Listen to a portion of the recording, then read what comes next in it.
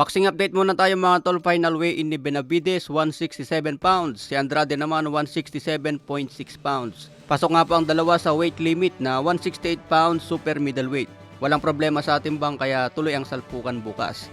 Dedepensahan niya po ni Benavides ang WBC interim belt. Kung sino ang panalo maging mandatory ni Canelo. Ayon nga po sa presidente ng WBC na si Mauricio Sulaiman, ipag-uutos nila ang mandatory defense kay Canelo. Dalawang opsyon ni Canelo dyan kung mag-utos ng mandatory. Una, pwedeng bitawan ang belt kung ayaw idepensa. Pangalawa, kailangan niya idepensa ang WBC. Kaya malaking laban itong Benavides versus Andrade. Malaking cash out ang nag-aabang kontra Canelo. Sa co-main event naman, nag-overweight si Jermall Charlo. Nakalagay sa kontrata 10 rounds non-title fight sa 163 pounds.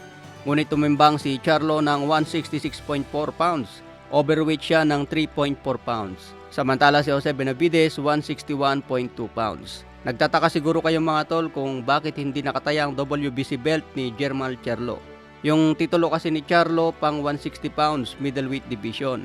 Ang kontrata kasi ni Jermall Charlo, 163 pounds 10 rounds. Sakop po yan ng super middleweight. Kaya hindi po dyan nakataya ang WBC.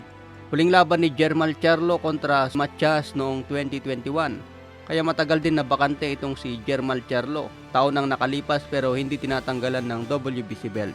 May kartada si Jermall Charlo na 32 wins, 22 KOs, walang talo.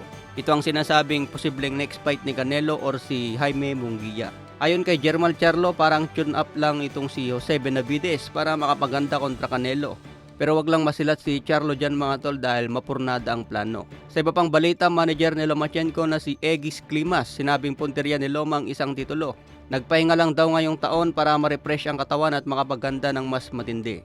Pinaka-target ni Lomachenko itong si Stevenson. Matapos makuha ni Shakur Stevenson ang WBC, ito na ang ticket laban kay Loma. Pero magbabalasa muna ng kamao si Lomachenko kontra George Kambosos. Kung magandang kondisyon ni Loma, talunin ng impresibo si Kambosos. Sigurado mas mabenta ang salpukan kay Stevenson. Kaya bakan po natin yan sa lightweight 135 pounds. Sa iba pang balita, laga ni Mayweather na si Kermel Moton magbabalik ulit sa ring. Kasama sa undercard ni Benavides versus Andrade. Sinabi nga po ni Mayweather na maging pinakamagaling sa featherweight itong si Kermel Moton. Maging superstar gaya ni Tank Davis. Hindi raw magtatagal maging champion agad si Kermel Moton. Makakasagupan niya dyan si Ray Vargas, Brandon Figueroa at si Robeisy Ramirez. Posibleng makalaban din niya si Naoya Inoue kung aakyat si Inoue sa featherweight. Matatandaan niya po natin sinabi ni Kermel Moton, mas better fighter daw siya kumpara kay Inoue noong edad 17. Kaya bakan po natin yung bagong alaga ni Mayweather.